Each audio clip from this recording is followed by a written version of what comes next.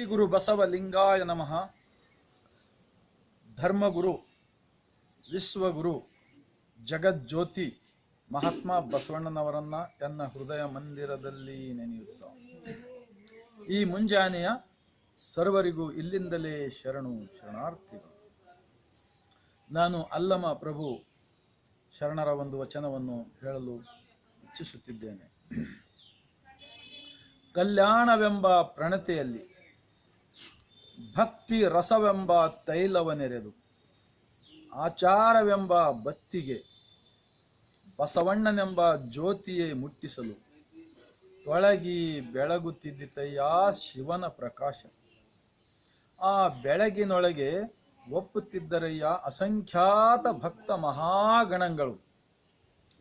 ಶಿವ ಭಕ್ತರಿದ್ದ ಕ್ಷೇತ್ರ ಅವಿಮುಕ್ತ ಕ್ಷೇತ್ರವೆಂಬುವುದು ಹುಷಿಯೇ, ಶಿವ ಭಕ್ತರಿದ್ದ ದೇಶ ಪಾವನವೆಂಬುದು ಹುಷಿಯೇ. ನಮ್ಮ ಗುಹೇಶ್ವರ ಲಿಂಗದಲ್ಲಿ ಎನ್ನ ಪರಮ ಆರಾಧ್ಯ ಸಂಗನ ಬಸವಣ್ಣನವರನ್ನ ಕಂಡು ಬದುಕಿದ್ದೇ ಕಾಣ ಸಿದ್ದರಾಮಯ್ಯ. ನೋಡಿ, ಇವತ್ತಿನ ಸ್ಥಿತಿಗತಿಯೆಲ್ಲ ನೋಡಿದ್ದರೆ ಎಲ್ಲ ಕಡೆ ಅನಾಚಾರ, ಅಸತ್ಯ, ಅಧರ್ಮ,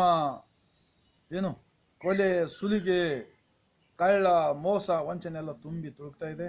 ಇಂತಹ ಸಂದರ್ಭದಲ್ಲಿ 12ನೇ ಶತಮಾನದ ಶರಣರು ವಿಶ್ವವೇ ಒಂದು ದೇವಾಲಯ, ಇದರಲ್ಲಿರ್ತಕ್ಕಂಥ ಮಾನವ ಜೀವರಾಶಿಗಳೆಲ್ಲರೂ ಒಬ್ಬ ದೇವನ ಮಕ್ಕಳು. ಅಂತ ದೇವರನ್ನ ಅಂತರಂಗದಲ್ಲಿ ಕಾಣಿ ಎಲ್ಲಾ ಜೀವರಾಶಿಗಳಲ್ಲಿ ಒಬ್ಬನೇ ದೇವರಿದ್ದನೆಂದು ಬದುಕುವುದೇ ಆ ದಾರಿಯ ಸತ್ಯ ಇದೆ. ಆದ್ದರಿಂದ ಈ ಸತ್ಯದ ಒಂದು ಕಾರ್ಯಕ್ಕೆ ಎಲ್ಲರ ಸಹಕಾರವಿದ್ದರೆ ನಮ್ಮ ಭಾರತ ದೇಶ ಪ್ರಗತಿಯಾಗಲು ಸಾಧ್ಯವಿದೆ ಎಂದು ಹೇಳುತ್ತಾ ನಮ್ಮೆಲ್ಲರಿಗೂ ಮತ್ತೊಮ್ಮೆ ಶರಣು ಶರಣಾರ್ಥಿಗಳು.